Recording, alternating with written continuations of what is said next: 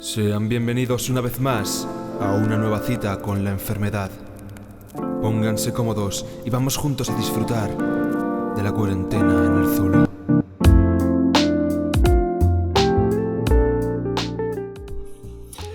Bueno, pues en el programa de hoy tenemos a una vieja conocida para aquellos que venís ya de Ecos del Zulo. Preséntate tú misma.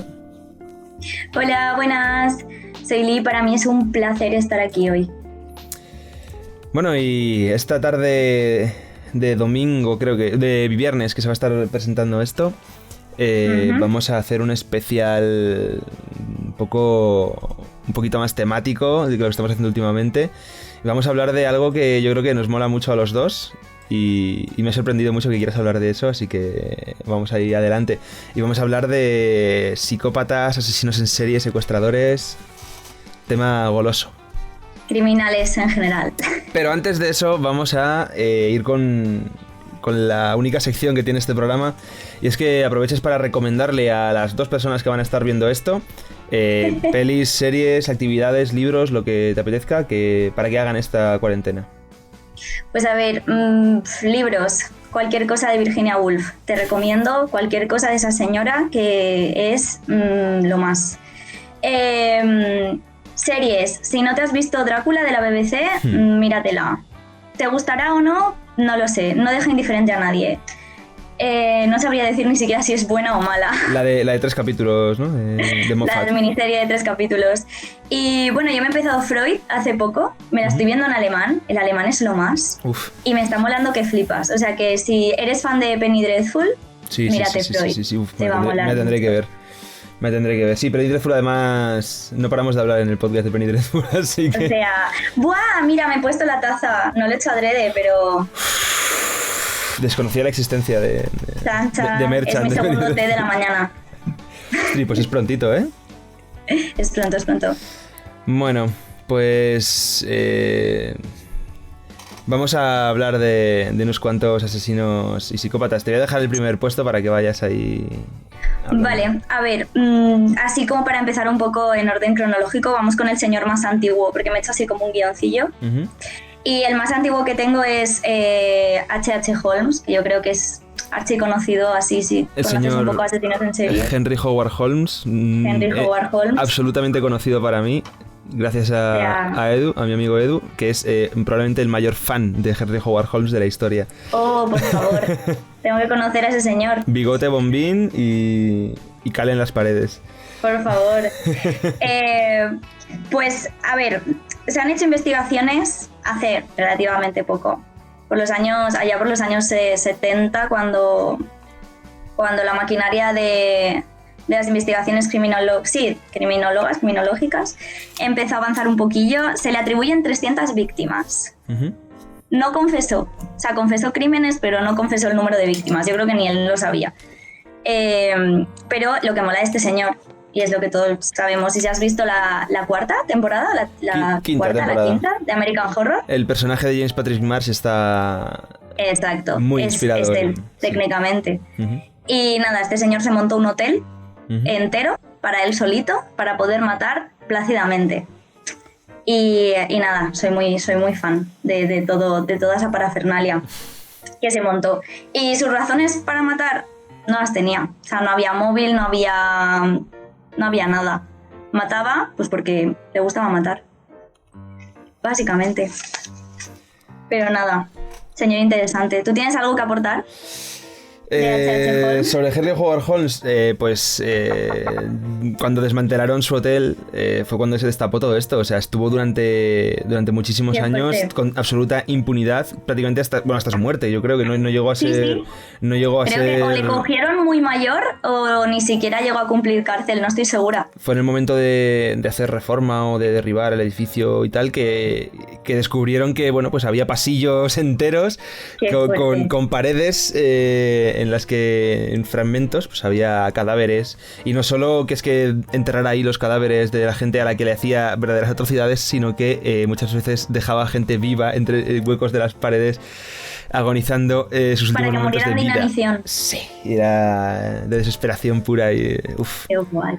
es un psicópata Además, un psicópata elegante, porque la mayoría de los psicópatas de los que vamos a hablar tienen carita de un poco chabacanos algunos. Sí, algunos carita de que sus papis igual eran primos, pero este señor era un señor elegante, director de un hotel y adinerado, doctor, y jamás se podía... estudios. Sí, o sea, de hecho muchos de los cuerpos que encontraron, las principales pistas apuntaban a él, aparte de por ser el dueño del edificio, porque cuando hacía amputaciones y cosas por el estilo, hablaban de que utilizaba una maquinaria médica muy precisa y sabía lo que hacía.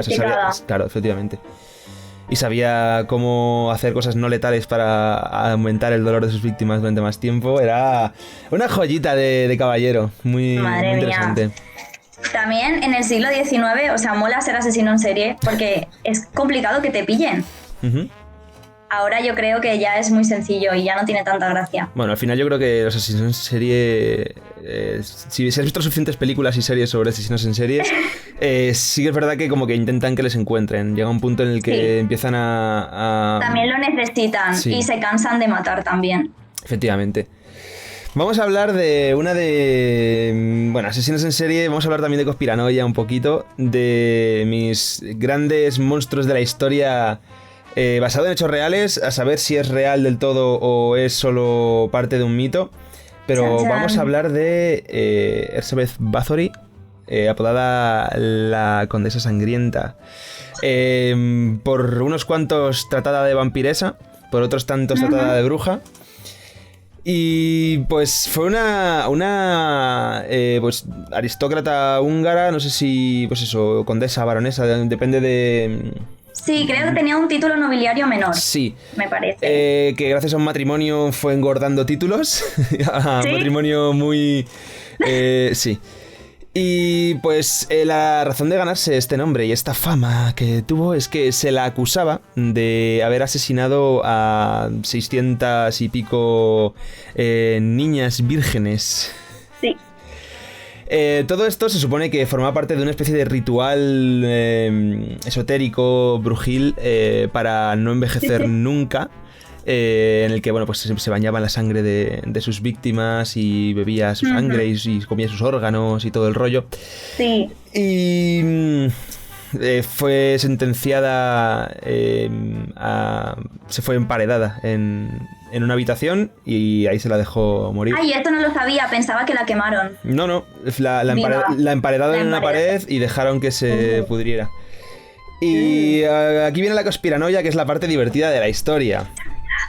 Y es que, claro, en el año 1600, pues, tema de una mujer con mucho poder, más poder del que puede abarcar, heredera de un gran terrateniente y con muchos ejércitos al mando, pues es una señora a la que ciertos señores se querían quitar de en medio. Claro. Y como era una mujer que por diversas razones se creía que también tenía una afección cutánea que la hacía ser muy muy blanca y cosas así, decían que podía ser una especie de vampiresa porque tampoco envejecía mucho, no tenía mucha exposición al sol, precisamente por esa afección cutánea. Entonces, ¿cuál es la realidad? ¿Cuál es la ficción? Bueno, una mujer con poder en el año 1600 a la que se quiere encargar por bruja, es una historia que hemos oído muchas veces repetida. Sí, y bueno, y si no conocéis... A ver, yo quiero pensar que real se bañaba en sangre y órganos, pero porque me parece una fantasía. Pero bueno, si no lo hacía y simplemente estaba tranquilamente en su casa bebiendo vino, pues eso ya... Al final lo pagó sí. como lo pagan todas, básicamente. Uh-huh. Pero bueno. Pues te dejo pasar al siguiente. ¿Al siguiente? Uh-huh. A ver, voy a dar un salto gigante porque me apetece mucho hablar de dos Eds, uh-huh. Ed Kemper y Ed Gein, que son dos asesinos que me flipan. Me pillas. Y no los he escuchado mucho por ahí. O sea, creo que apenas de ellos he visto un podcast. Y no sé si en American Horror en esta temporada uno de los dos sale, hace como un cameillo cuando se juntan ahí todos. Pero guau, es que molan un montón. El señor este del bigotito, vale. Asesino de colegio. Sí. Ese creo que, a ver, eso es Ed Kemper. ¿Y Ed Gates? No, este es un músico. Ed Gein es mucho anterior. Ed Kemper es de los 70 y creo que Ed Gein es de... Murió en los 80, pero los crímenes yo creo que los perpetuó a lo mejor en los años 40. Vale, ya sé quién es Ed Gein. En los años 50 me parece. Ahora que he buscado fotos de ellos ya sé quiénes son, Ya sabes quiénes son. Ed Gein, uy, la material que sale de aquí. Eso sí que mola, ¿eh? A ver, Ed Kemper es más conocido. Más conocido, yo creo. Lo que decíamos antes, decíamos antes de tener carita... 2 metros, yo eso no lo sabía. ¿Sí? O sea, busqué fotos del señor, medía 2 metros, pesaba 130 kilos. Tenía un coeficiente intelectual de 145, o sea, era puto genio. Sí. Una máquina de matar. Era el siguiente paso en la evolución. Muy fuerte. Totalmente. Bueno, básicamente su modus operandi era recoger autoestopistas en zonas universitarias. Uh-huh. Creo que operó sobre todo en la zona de California. Y bueno, las recogía y se las cargaba. Mola porque él, por lo visto, viene de una familia de padres bastante chungos. Uh-huh. Su madre era le maltrataba y era fanática religiosa. Uh-huh. Entonces es como que le educó en la fe cristiana y muy estricta, y Ed la odiaba, o sea, la odiaba a muerte. De hecho, él le dijo a los policías: yo cada vez que mataba a una mujer, yo mataba a mi madre. O sea, muy fuerte. Vaya. Luego se la cargó a ella. Wow. Fue su penúltima víctima. Se cargó a ella, luego a una amiga de su madre que se llamaba Sally, y ahí acabó. Se entregó a la policía porque estaba harto de que no le pillaran. Uh-huh. Y o sea, llegas al punto en el que eres el único asesino en serie que es más listo que la poli, te entregas porque... Tío, en plan, me he cargado a 150 personas, ¿qué más tengo que hacer? Bueno, un puntito interesante de este señor, canibalismo. Sí, eso dicen. Que se comía partes... Le descubrí por el canibalismo, sí. Sí, o sea, su modus operandi era: mataba normalmente con arma blanca, uh-huh, o ahogando con una sábana o una brida o algo así, y luego le gustaba mucho cortar la cabeza de los cadáveres, violaba las cabezas y los cuerpos por separado. Luego a veces los desmembraba. Otra cosa no, pero ordenado. No sé si te guardaba premios, trofeos, no lo sé. Ordenado el señor era, o sea, no puedes decirle otra cosa. Muy ordenado. Muy ordenado. Y bueno, este hombre y el otro del que vas a hablar son las principales influencias a la hora de escribir el guión de La Matanza de Texas. Sí, básicamente. Pues toda esta parte de matar autoestopistas, desmembramientos y total. Canibalismo. Y por el tema del incesto también. Pero bueno.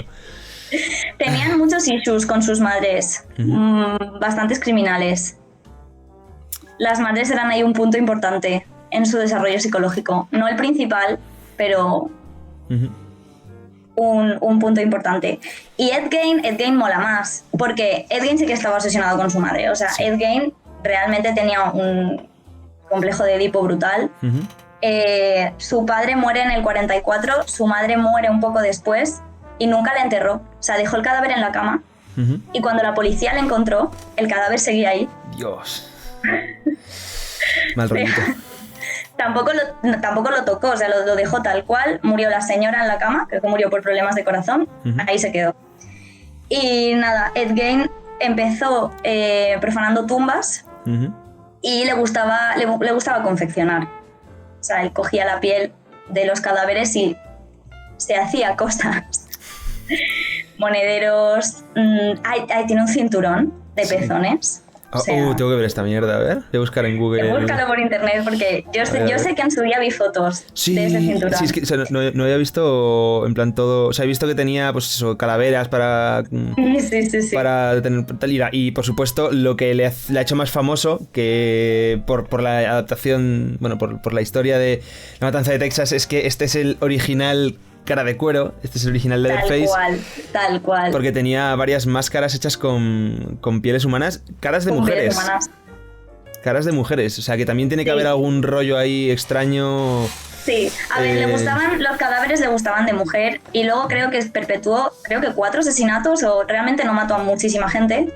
Lo que hizo más fue como profanar tumbas, ese era su hit, pero Pero sí, muy interesante. Claro, cuando la policía entró en su granja, brutal, o sea, brutal. Uh-huh. Imagínate cómo olía esto, había cabezas reducidas de cadáveres, esqueletos, bueno, todo tipo de confecciones con piel humana, libros de anatomía y de medicina también, o sea que el tío aprendió para poder hacerlo todo bien. Y sus 2 víctimas así más célebres fueron del pueblo más cercano a su granja. Me parece que se cargó a la mujer que llevaba la ferretería y a la mujer que llevaba la taberna. Y las diseccionó con un arte brutal, aprovechó cada trocito de piel, todo. Y eso, pero claro, imagínate qué muerte más agónica. Creo que una murió poco a poco y a la otra sin querer le partió el cuello y como que se la cargó rápido. Entonces, bueno. Este hombre murió en el año 84, si no me equivoco. Sí. Pero claro, bueno, estoy viendo que también es gran parte de la influencia para Psicosis. No sabía. Sí. Hitchcock creo que tiene declaraciones diciendo que se basó en la historia de Ed Gein para hacer su personaje a Norman en Psicosis. Y también tiene una aparición en la segunda temporada de American Horror Story. Sabía yo que estaba por ahí. Sí, que Murphy no se podía haber resistido. Y como decía, Ed Gein murió en el año 84, pero Ed Kemper sigue vivo. Ed Kemper sigue vivo, creo que está en prisión, creo que lo tienen en una prisión de alta seguridad en Milwaukee, Massachusetts. No sé, no lo tengo me claro. parece. Bueno. Pero está condenada a 8 cadenas perpetuas con derecho a libertad condicional, lo cual es un poco... Vaya, no se librará el pobre. Se entregó él, o sea, él sabrá lo que se hace. Y tengo pendiente porque sé que este hombre sale en la serie de Mindhunter, pero como dije en el podcast del miércoles, tengo pendiente la serie de Mindhunter todavía, de Fincher. Yo también la tengo pendiente. Pues es creo que el protagonista del primer arco, o sea que... Buah, pues ya está. Más razones para verla. Durito eso, ¿eh? Ed Kemper no sé si tenía mote, que esto es otra cosa que me flipa, los sobrenombres que les ponen a los criminales, pero Ed Gein era el carnicero de Plainfield, que Plainfield es donde estaba su granja, la cual pues bautizaron como la granja de los horrores, no en vano. Y sí, molan un montón, los motes. Sí, a Ed Kemper se le conocía como el asesino de las colegialas, The Coed Killer. Jueguito de palabras ahí chungo. Ahí lo tienes. Pues vamos a hablar de... Bueno, vamos a suponer que es un asesino en serie. Vamos a hablar de una de las grandes figuras de los últimos años en cuanto a cultura pop asesinística. Y vamos a hablar de alguien que murió hace poco y hemos visto también hace poco adaptado al cine de manera... no directa, pero lo hemos visto en el cine. Vamos a hablar de Charles Manson. Chan, chan. Probablemente, bueno, tengo un muñeco de Lego de Charles Manson. Las piezas coincidían demasiado bien. ¡Me encanta! Yo a ver si te lo puedo sacar sin hacer demasiado ruido, porque lo tengo más aquí. Pero es que, o sea, yo creo que lo hicieron sin querer, pero es que el real que es el puñetero Charles Manson. No va a enfocar, pero bueno. Es el puñetero Charles Manson y eso me hace muy feliz. Me encanta.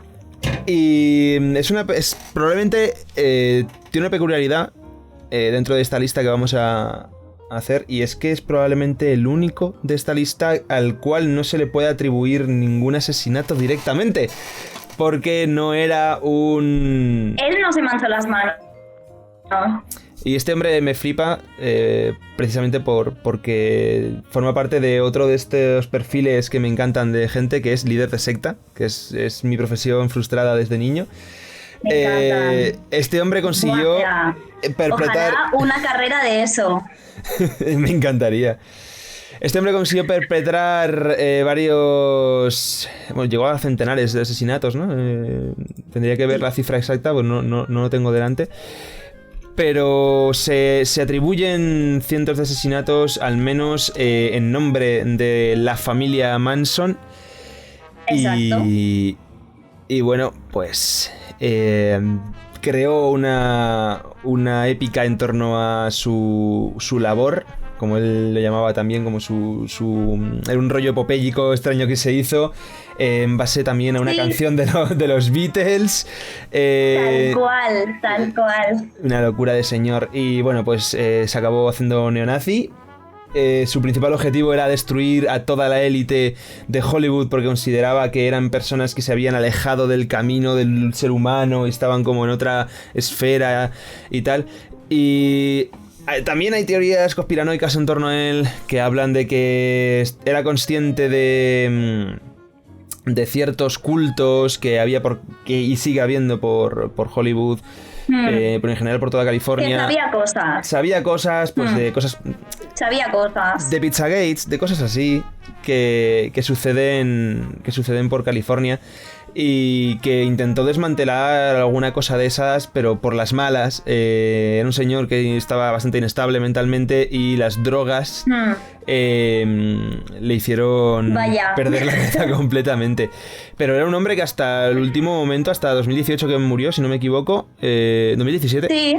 Estuvo recibiendo cartas en la cárcel de sus admiradores, estuvo respondiendo, dando correspondencia, dando entrevistas. Y es un hombre sobre el que se han escrito muchísimos libros profesionales de psicología y psicología a nivel, pues eso, para tema de sectas y tal, para ver cómo funciona la mentalidad en grupo, para cómo funciona... O sea, como figura es súper interesante. Uh-huh. Y bueno, pues le condenaron a pena de muerte, que después se revisó el caso porque precisamente no había hecho nada él con sus propias manos. Así que... ¡Chan, chan! Vaya. Y consiguió librarse de esa pena de muerte, pero se quedó con una cadena perpetua bastante icónica. Bastante tocha. Yo no sé dónde cumplía pena. Estoy intentando encontrarlo porque no lo encuentro. ¿En qué prisión? Prisión estatal de Corcoran, en California. Uh-huh. Y nada, murió por causas naturales de la edad, pone. Murió de viejo, sí. Así que, bueno, pues ahí tenemos uno de esos personajes, además por tema de cultura pop, muchos grupos han hecho canciones sobre él. Marilyn Manson, el apellido se lo puso gracias a este caballero. Y bueno, pues un personaje que da la historia para el recuerdo. ¿Qué más nos traes por ahí? ¿Quieres que hablemos de Jeffrey Dahmer? Yo sé que quieres que hablemos de Jeffrey Dahmer. Venga, vale. El asesino, el carnicero de Milwaukee. Es como... No, sí. El carnicero de Milwaukee. Es como súper importante en el mundo de los criminales. Sí, además tiene el dudoso mérito de ser uno de los más sangrientos.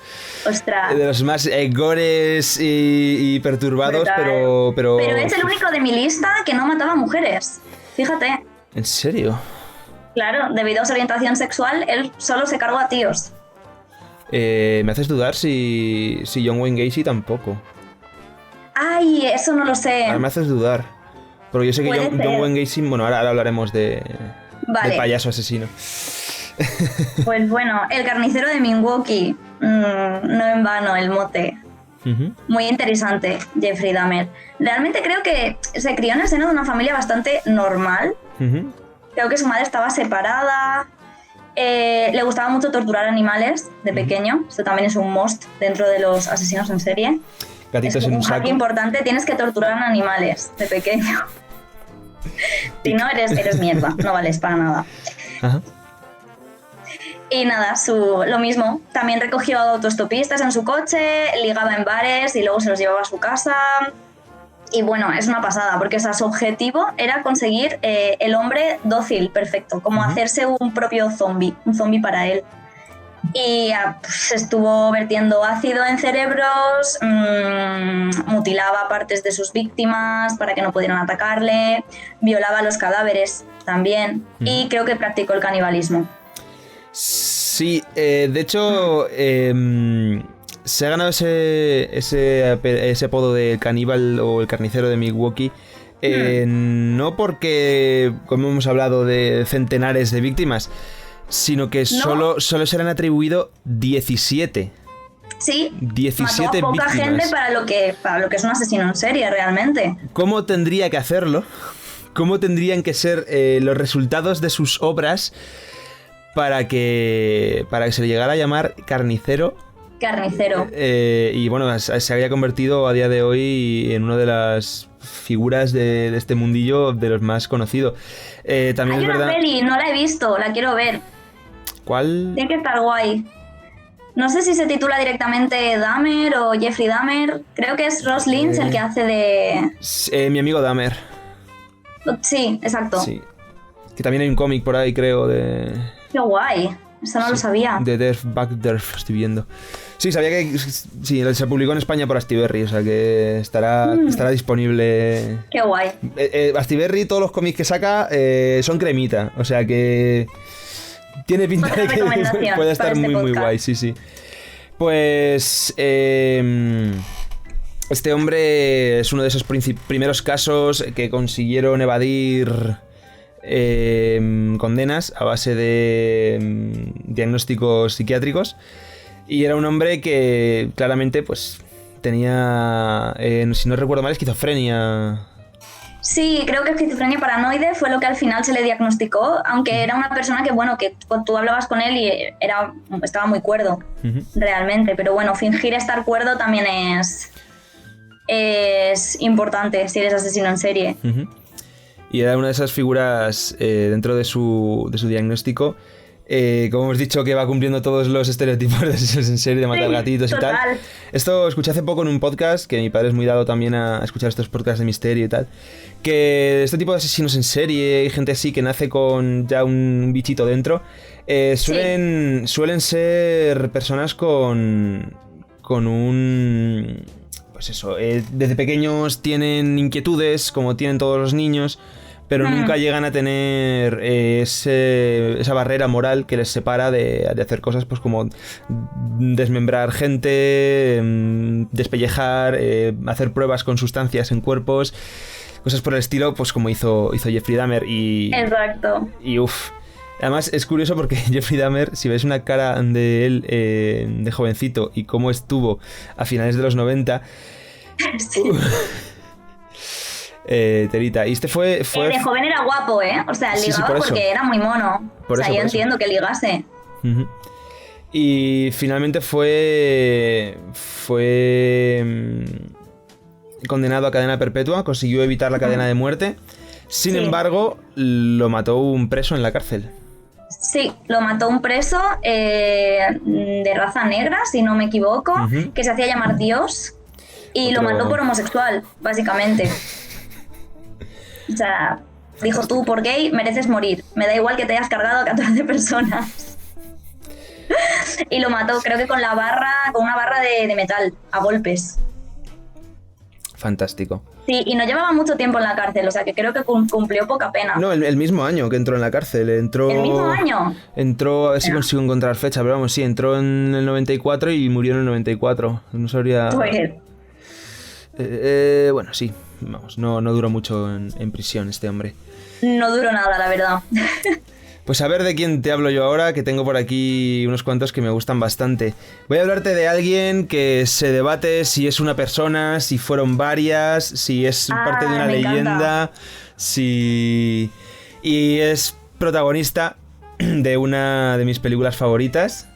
Vuelvo al expresionismo alemán. Fritz Lang en su mejor momento.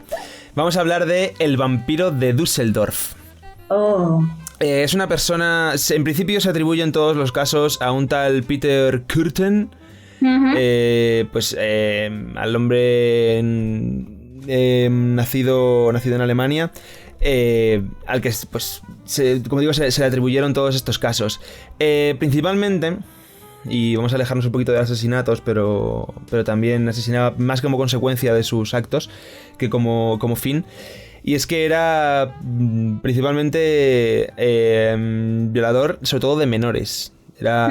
Y ya no es que tuviera una filia, no es que se le pudiera atribuir una pedofilia, sino que pues formaba parte de estos procesos que tienen como de pureza y de tal. Y el término que se utilizó para este hombre, o para este caso, como vampiro, es porque efectivamente decían que bebía sangre de sus víctimas porque, pues, como ya hemos hablado antes de de Bathory, pues este hombre bebía la sangre de niñas vírgenes. No solo eso, sino que llegó a hacerlo como provocación delante de gente. Pues también se habla de que... A modo de espectáculo. Sí, en plan... Como una performance. Efectivamente. Me encanta. El hombre del que se habla, que es Peter Kürten, pues fue llevado a los tribunales alemanes y fue ejecutado mediante guillotina en el año 1931. Es decir, que según murió este hombre, le hicieron la peli. Y bueno, pues igual, pues sigue habiendo teorías conspiranoicas en torno a este hombre. Yo te traigo todas las conspiraciones, todas las sectas y todo eso, te la traigo. Por favor, las quiero todas. Se habla de que este hombre no era otra cosa sino una cabeza de turco, y además no era un hombre precisamente de la calle, sino que se hablaba de que era un hombre de buena familia. Era influyente. Se habla de que se acabó convirtiendo en la cabeza de turco de una organización de pedofilia, cultos extraños y tal. Esto se hizo especialmente conocido fuera de Alemania, gracias a la película, como digo, M, el vampiro de Düsseldorf, de Fritz Lang, en la que se habla de él, se le plasma de una manera muy interesante, y es que se habla... Se utiliza un elemento muy guay, que a mí es lo que más me gusta en la película, que es que, bueno, primero que la cara del actor, Kim Newman es, ¿no? Si no me equivoco, a ver que le he hecho un ojo, sí. Tiene una cara de estas descompuestas de psicópata absoluto, mientras que Peter Kürten tenía una cara pues de militar, o sea, es perfecto, o sea, no era ninguna cara de loco. Para nada. Tiene una cosa súper guay, que es que es como una persona súper corriente, parece totalmente neurotípico, pero de repente empieza a silbar, como que disocia su cabeza radicalmente de lo que estaba haciendo para intentar controlar ese lado oscuro, un poco como Dexter, ¿no? De ese lado oscuro que le obligaba a secuestrar a niñas. Y de hecho la película empieza con el secuestro de una niña, rodado magistralmente. Como el Dr. Jekyll y Mr. Hyde, mola un montón. No exactamente, porque sí que es verdad que en ningún momento mostró rasgos de tener trastorno de identidad disociativo, pero sí que él habló en eso, diciendo que tenía un lado oscuro, que tal. Entonces, bueno, sí, también se le ha atribuido esquizofrenia, se le ha atribuido muchas cosas, pero en el 1931, que es cuando murió, pues como puedes comprender, no... ¿Cómo lo vamos a saber? Y pues es un caso para meterse, porque tampoco hay mucha información al respecto, nada más que algunos nombres de sus víctimas, sus métodos y tal, y casi todo fue enterrado, y pues eso, solo alimenta la teoría de las logias y sectas y organizaciones extrañas. Tal cual. Mataría niños rollo de origen humilde, ¿no? Niños a los que nadie echaría de menos. Sí, efectivamente, y además en torno entre 10 y 15 años, o sea, lo cual es como... uff. Wow. Pero bueno, te dejo paso. A ver, ¿de quién vamos a hablar a continuación? ¿De quién quieres que hable? Tienes unos cuantos. Porque podemos hablar de Richard Ramírez. Night Stalker, adelante. Richard Ramírez, a mí me causa mucha curiosidad, porque bueno, era una persona que se crió con su primo volvía de la guerra, y tenía estaba muy muy zumbado, o sea, tenía un estrés postraumático acuciante, y eso afectó muchísimo a Ramírez en su infancia. Y bueno, básicamente mataba por matar, o sea, creo que Ramírez no tenía como ninguna motivación que le llevara a asesinar. Y nada, le llamaban The Night Stalker, porque mataba por la noche. Merodeador de la noche. Y creo que ahogaba a sus víctimas, sobre todo. Era su forma más característica de matar, y las violaba. Tampoco tenía un perfil de víctima así. Creo que mató a más mujeres, creo que también mató a algún hombre. Pero tampoco tenía un perfil definido. Lo mató en edades comprendidas, no sé, no tenía así como un perfil, que eso es raro en los asesinos en serie, Y luego cuando lo cogieron, que esto es lo más guay, lo que a mí más me mola de este asesino, es que dijo que el demonio le incitó a hacerlo. Efectivamente. Y lo había hizo todo en nombre de Satán. Había varios escritos en los que se veía que él era un ferviente creyente en el satanismo. Bueno, por esa época, en los años 60-70, empieza a surgir esas sectas de Anton LaVey. Sí, satánicas. Efectivamente, también pues tenemos prácticamente de manera... o sea, nació este hombre en el año 60. Acababa de surgir todo el caso Manson. Y pues eso, a mediados de los 70 ya tenías Estaba todo ahí a flor de piel. Ya tenías a la religión satanista de Anton LaVey, a la iglesia de Satán, prácticamente en auge. Además, los medios lo cubrieron por todos lados, obviamente escandalizados, porque la sociedad de esa época era muy, muy heavy, pero ahí teníamos a Richard Ramírez, que enseguida entró en esos... o se escudó con la religión para ello. Bueno, cuenta con 14 asesinatos, tampoco son muchos. ¿No son muchos? Pero sí que es verdad que... Mataba por la noche, sus víctimas decían... Bueno, se decía que olía fatal. El tío vivía en su coche, creo que se drogaba también. Alcohólico era segurísimo y no sé si le daba alguna otra sustancia. Y bueno, de esos que no se duchaba, no tenía casa, era un homeless. Y decían que olía muy mal y que su aspecto era como súper desaliñado y que realmente daba miedo. Y una de las razones por las que este hombre se ha hecho tan famoso, con tan poquitos asesinatos realmente, es, y por lo que se gana el nombre, ya no es porque sus métodos fueran especialmente creepy, que fuera... no sé, no se ganó el apelativo por matar niñas ni nada por el estilo, sino porque al tener un espectro de víctimas tan amplio, tan diverso, y además, si no recuerdo mal, no solo se quedó en California, sino que llegó a aparecer en varios estados y tal. Sí, hubo casos en otros sitios, que eso desconcertó mucho a la policía, porque claro, buscaban como un asesino que actuaba en cierto núcleo y luego se les expandió y fue como, ¿qué está pasando? Hay 2 personas, pero no todo el rato era el mismo. Pues teníamos a este hombre que lo que le sucedió era que generó una paranoia increíble. Y la razón por la que se le conoce pues, efectivamente como The Night Stalker era porque durante cerca de 10 años, 15 años casi, había verdadero pánico de salir a las calles y cualquier persona con...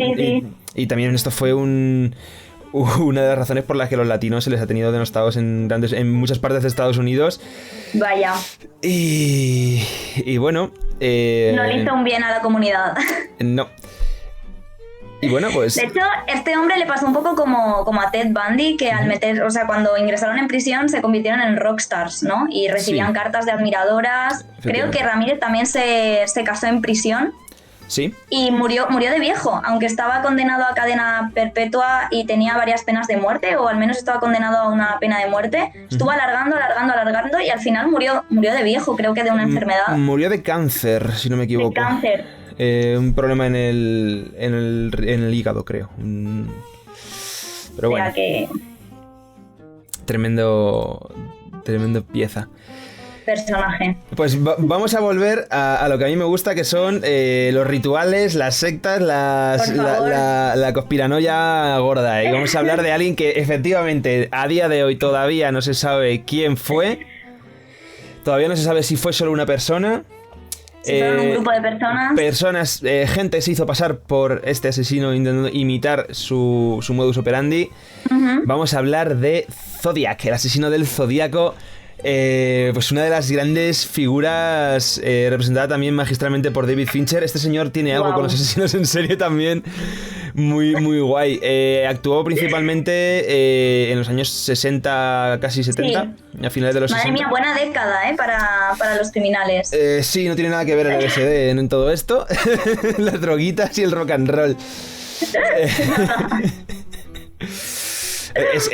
O sea, fuera de coñas, esto ya hay que planteárselo en serio. normal, o sea, entiendo muy bien a las madres de la época puritanas, O sea, de los años 60. Que si los cómics, que si el rock and roll, que si toda esta mierda. Es que en los 60-70 aparecieron una cantidad de asesinos en serie. brutal. Y casi todos tienen que Brutal. ver con drogas, con sectas, con cosas así, que es normal que buscaran un culpable en algún sitio, en cómics, en música, en cualquier cosa. Es que es brutal. Sí, sí. Y pues de momento víctimas confirmadas 37 personas, No está nada mal. aunque solo se le han atribuido 7 siguiendo el rito que él seguía.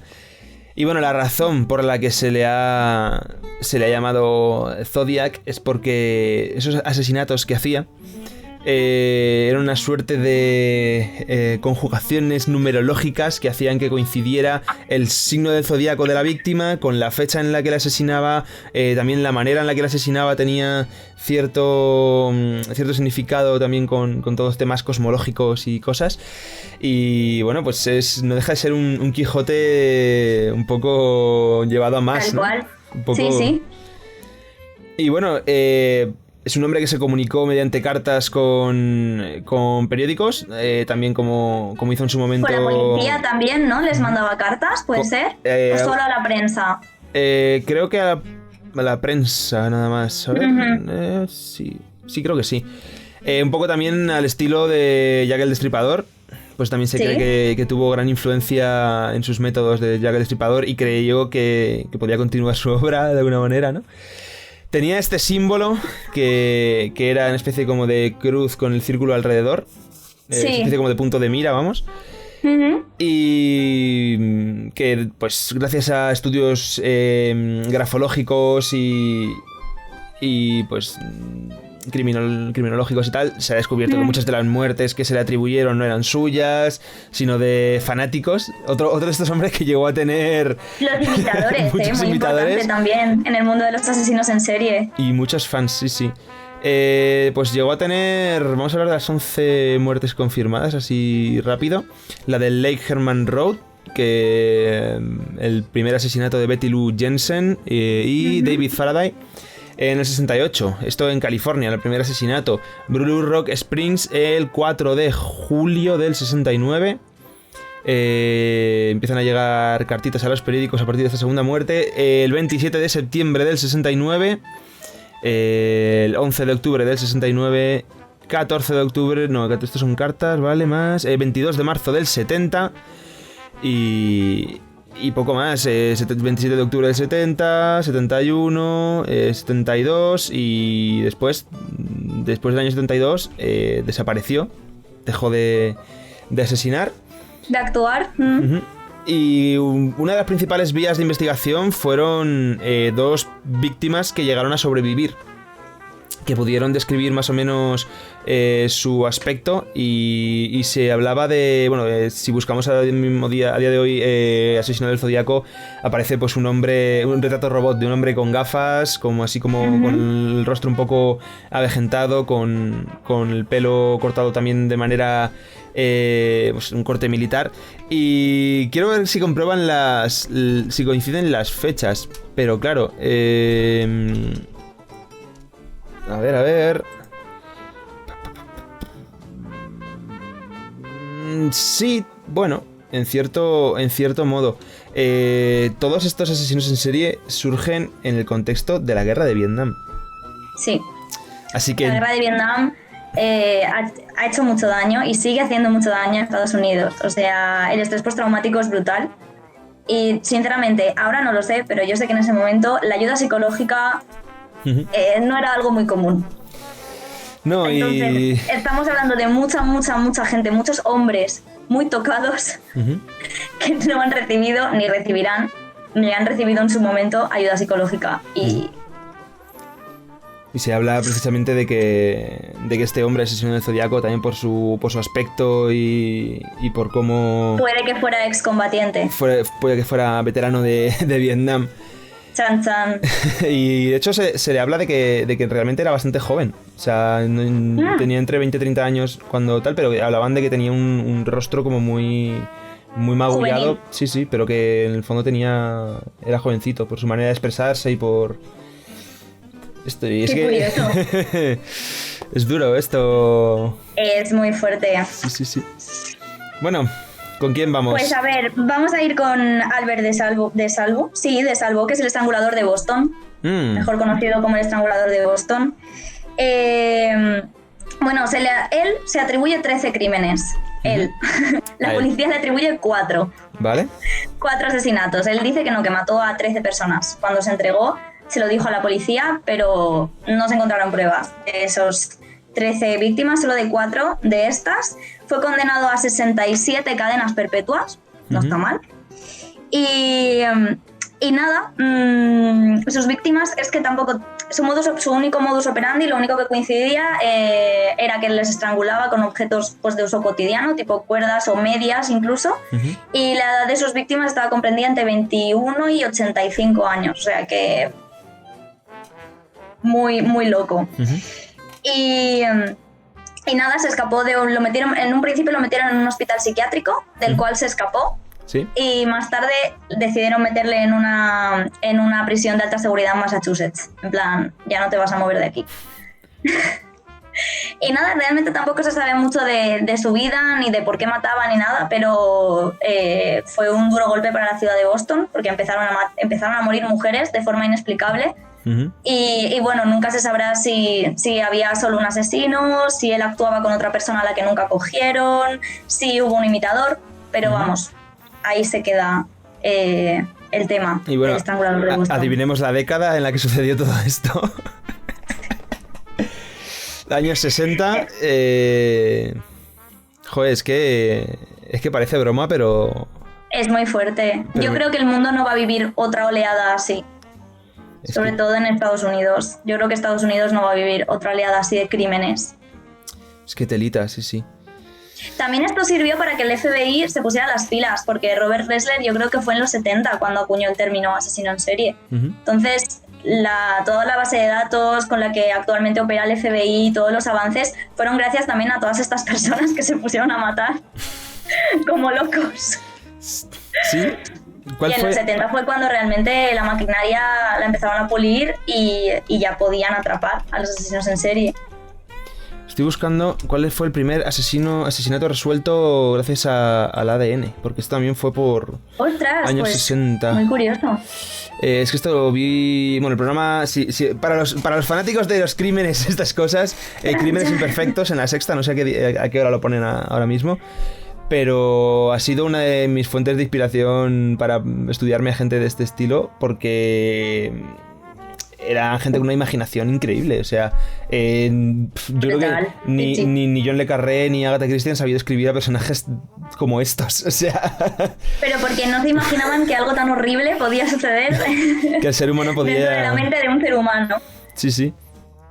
Y esto fue ya en los años 80, o sea que todo esto es antes de poder encontrar a la gente por lo... Yo sé que en los 70, me parece que fue en los 70, el FBI creó como una lista, como una base de datos con personas y huellas dactilares. Sí.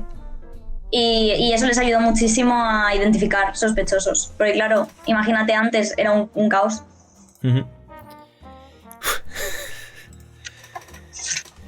Pues no sé de quién más puedo hablar, porque es que... Bueno, nos quedan 10 minutitos. Si quieres, podemos hablar de alguno más o podemos hablar de... Podemos hablar de secuestradores, que también son súper interesantes. Yo la verdad que no tenía ni idea y están mucho más locos que los asesinos en serie en muchas ocasiones sin matar a nadie. Eso es de tener mucho valor. Joseph Frisch, por ejemplo, que le llamaban el monstruo de Amstetten, era austriaco, tuvo a su hija en un sótano, en el sótano de su propio domicilio, encerrada 24 años. Tuvo 7 hijos con ella y bueno, así se lo montó este señor. Él era arquitecto, entonces pues diseñó el sótano para que solo él pudiera salir y entrar y para que su hija obviamente no se escapara. Creo que al final le pillaron porque una de sus 7 hijas tuvo una enfermedad, entonces la tuvieron que llevar al hospital y allí fue cuando ella confesó que tenía a su madre secuestrada y que no les dejaba salir de casa y nada, pues Básicamente este señor era un violador empedernido y le hizo creer a su hija que violarla a ella era la salvación de que no violara a otras jóvenes, o sea, de que no saliera fuera a violar a otras muchachas. Entonces ella acabó súper convencida de que estaba haciendo una labor social por las mujeres, siendo violada por su propio padre. Muy fuerte. Joder.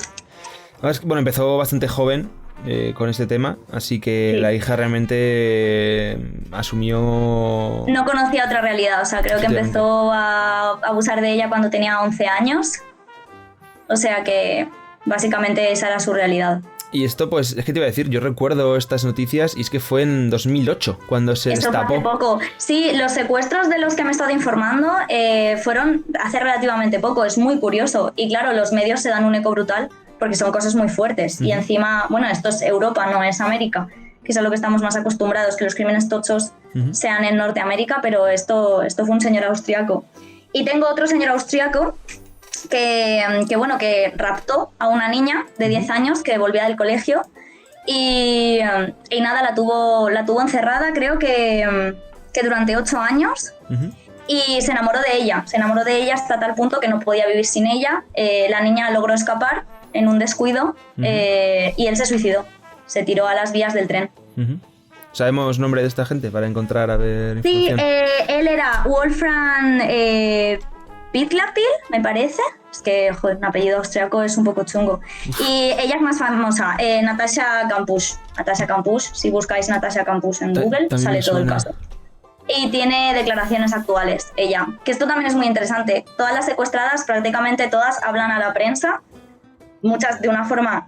O sea, cuentan las cosas de una forma completamente normal. Da mucho miedo. Ya me acuerdo. Pero ella es una realidad que vivieron en una época de su vida y como que la tienen súper asumida y te la cuentan como te lo estoy contando yo ahora. Y es súper interesante. Claro que tienen secuelas psicológicas, por supuesto, súper graves, pero es alucinante cómo lo procesan. Sí. Y al final lo cuentan a los medios y escriben libros y todo. Es una pasada. Ya me acuerdo de estas cosas, sí. Es que, joder, era un niño cuando salían estas noticias. Ya. La mitad de las formateas. Claro. Uf. Durito, ¿eh? Sí. Tones, para fans de estas cosas, de secuestros y de tal, para los que les molen estos perfiles que son como muy, muy bestias, hay una película que se llama La Habitación, que, bueno, es un poco spoiler decir ya que está un poco inspirada tanto en el caso de Natasha Kampusch como el de Monstruo de Amsterdam. Pero la peli empieza no entendiendo muy bien ¿qué está pasando? ¿Qué está pasando? Porque ves a una mujer y a un niño, o una niña, y no sabes muy bien qué sucede, pero llega un momento en el que claramente tiene un paralelismo muy gordo con ambos casos. Y de hecho la peli se hizo en 2013 o así, si no recuerdo mal. Sí, creo que es de hace relativamente poco. Bueno, yo creo que para acabar, por ejemplo, alguien como Ariel Castro secuestró a 3 chicas de 14, 17 y 21 años. Era un vecino modelo, le encantaba hacer barbacoas en el porche de su casa, tenía hijas, tenía mujer. Era el vecino ideal, o sea, tu mejor amigo, el que siempre te presta los huevos y la sal, y mientras tanto tenía a 3 chicas atadas con cadenas a 3 camas, a las cuales violaba reiteradamente y tuvo hijos con ella, las obligó a abortar también. Creo que solo una de ellas consiguió que su hijo sobreviviera, creo que era una niña, y fue esta la que se escapó. No, ahora mismo no recuerdo cómo, pero bueno, logró escapar del lugar y avisó a la policía. Dijo, soy esta persona, llevo desaparecida tanto tiempo y me ha secuestrado este hombre.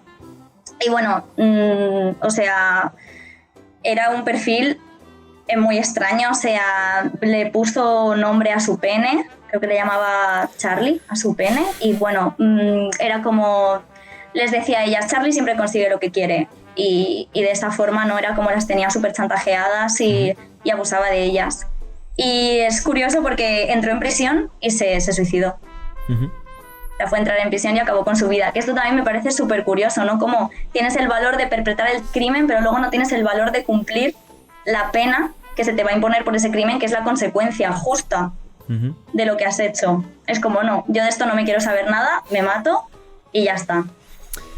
Pues para ir cerrando vamos a hablar de algunas figuras nacionales que tenemos que son... Ay, sí, que eso son es importante tochitas. también. Tenemos a, bueno, un hombre de los 70... Estoy viendo su foto y no quiero decir nada. Pero Manuel Delgado Villegas, alias El Arropiero, era uno de los asesinos más sanguinarios de este país. ¿Cuánta gente se le ha...? Bueno, 47 personas. Uf. Wow. en Tarragona, en la zona de Tarragona. El Mataviejas, en los años 80. También bastante conocido por la zona de Cantabria, si no recuerdo mal. Sí. Tenemos, bueno, esto ya casi leyenda, que es el Sacamantecas. Lo que pasa es que se llegó a encontrar a este hombre. Se le encontró ahorcado en 1861. O sea que... La Viuda Negra, Margarita Sánchez Gutiérrez. Me encanta. ¿Han hecho una película de ella o van a hacer una película? ¿Es posible? Bueno, a ver... No sé por qué me suena. la de Marvel, pero... No lo sé, no sé. Esa creo que no me la veré. No lo sé. Ojo, pues... No pinta mal, ¿eh? No pinta mal, ¿eh? No pinta mal. Mejor que Capitana Marvel tiene pinta. Sí, pinta mejor que Capitana Marvel. Por lo visto, pues era una mujer que tendía a casarse y asesinar maridos. Es que tenemos unos cuantos éticos. El monstruo de Machala, asesino de la Baraja. Que de la Baraja, Alfredo Galán. Soy muy fan de ese señor. Sí. Dejaban naipes al lado de sus víctimas. O sea, un romántico. Excombatiente también, exsoldado. Sí. Sí, estuvo en Bosnia de misiones y luego volvió y de hecho mataba con arma de fuego. O sea, que tenía permiso de armas. Y bueno, por decir más nombres, yo que sé, la Reme, también bastante conocida por Barcelona, el asesino de Valdepeñas. Es que tenemos casos nacionales que merecen ahondar en serio, porque hay cosas muy guays. Bueno, también para los que os mole estos rollitos conspiranoicos, sacó hace poco Netflix lo del caso Alcácer, que también telita. Súper interesante, o sea... Telita. Súper interesante. Pero quiero hablar... Se salen, todos los que salen se salen, es una pasada de documental. Quiero hablar de, pues, para cerrar ya definitivamente, de una figura que es probablemente nuestra Bathory española y una de las figuras de terror real más emblemáticas de este país, y es Enriqueta Martí, conocida como la vampira de Barcelona. La vampira de Barcelona. Sus víctimas eran niños en su mayoría. Y pues esta mujer murió a principios de... O sea, 1913. Pues a principios del siglo pasado. Siglo pasado. Desde el siglo XX. Y lo que se habla de esta mujer, por eso la comparo también con Bathory. Es porque se la atribuyó brujería, vampirismo y estas cosas, cuando realmente lo que se hablaba es que era madame de un prostíbulo clandestino. Sí. Y... Esa era su realidad. Esa era su realidad, en la que se habló que también esta mujer daba cobijo a muchas mujeres que estaban en la calle y sobre todo a prostitutas que estaban en la calle sin ningún tipo de acogida. Muchas de ellas menores. Muchas de ellas menores. Se habló, pues, obviamente, de beber sangre de menores, etcétera. Pero, claro, volvemos a lo que hemos estado también hablando antes. Al mismo debate. Habría que dedicar un podcast solo a esto. Esta mujer era famosa por hacer ungüentos y tenía cierto conocimiento médico como para realizar abortos clandestinos, especialmente a hijas de ricos de Barcelona. Las madames de los prostíbulos también tienen la baza de que si van clientes influyentes a tu prostíbulo, tú eres como su confidente. Ajá. No puedes decir que ha estado ahí esa persona, etcétera. Entonces muchas veces también conocían secretos que podían ser peligrosos. Efectivamente. Y pues eso, existe una versión oficial de que es lo que dijo la policía. Existen un montón de conspiraciones y pues... Es otro de estos casos en los que no sabemos si realmente era un monstruo o era una construcción un poco fea. Nunca lo sabremos. En todo caso, existe un cómic que yo recomiendo muy, muy fuertemente. Estoy intentando buscar el autor, porque tiene que aparecer por algún sitio. Dímelo que me lo voy a apuntar ya de ya. El título es La vampira de Barcelona. Está publicado en España por Norma, si no me equivoco. Vale, a ver si no... Es Iván Ledesma, Miguel Ángel Parra y Jandro González. 120 páginas a color y en tapita dura, en cartoné. Escúchame, 22 euritos, está muy muy bien. Y es de lo mejorcito que se ha escrito en este país en tema de cómic. Y es una historia de terror que tenemos en nuestras fronteras. Y no hay que dejarla pasar en absoluto. O sea, es que es una maravilla. Hay tantas conspiraciones detrás, hay tantos intereses políticos, tanta mierda que... Es una pasada. Que es muy guay. Marlaska tiene un libro que se llama Así son, así matan. Es interesante, creo que es del 2003, si no me equivoco. Es Marlaska y otro periodista cuyo nombre ahora mismo no recuerdo. Pero si te interesan todo el tema de crímenes locales, es una pasada. Solo hablan de crímenes en España. Vale, pues no solo asesinatos, también hablan de... Bueno, tienen todo un capítulo dedicado a violencia machista, tienen otro dedicado solo a tráfico de drogas, otro a ladrones, es una pasada, mola un montón. Pues habrá que echarle un ojito. En fin, sí. Ya hemos llegado a la hora, al final creías tú que no iba a dar para una hora el tema y nos hemos enrollado bastante. No, perfecto, sí, yo el podcast quiero que dure una hora. Y aún podríamos estar más, que es lo peor. Sí. Ay, antes de que se me olvide, Negra y Criminal. Sí. De Mona León Siminiani, por favor, no dejéis de escucharlo. O sea, Mónica Álvarez participa, es una periodista que trabaja para La Vanguardia, es lo más. Todas las historias de criminales yo me los he leído de ella, es muy, muy guay. Tenéis que escucharlo. Uno de los mejores podcasts. Me callo para siempre.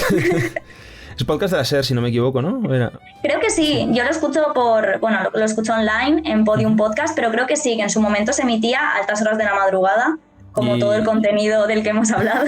Y en iVoox también tenéis. Yo lo escuchaba en iVoox. En fin, pues nos vamos despidiendo. ¿Alguna cosita, alguna recomendación para esta gente que está pasando estas semanitas encerrados en casa para aprender a sobrellevarlo? Ved muchas pelis y ved muchas series que luego os arrepentiréis de que no tenéis tiempo para hacerlo. O sea, dadle duro y leed, por favor. Bueno, pues muchas gracias por estar aquí encerrada en este zulo con nosotros. Ha sido un placer. Esperamos tenerte por aquí más a menudo también. Por supuesto. En Los Ecos. Y nada, yo me despido deseando que os haya encantado y como siempre recordando que lo que pasa en el zulo se queda en el zulo.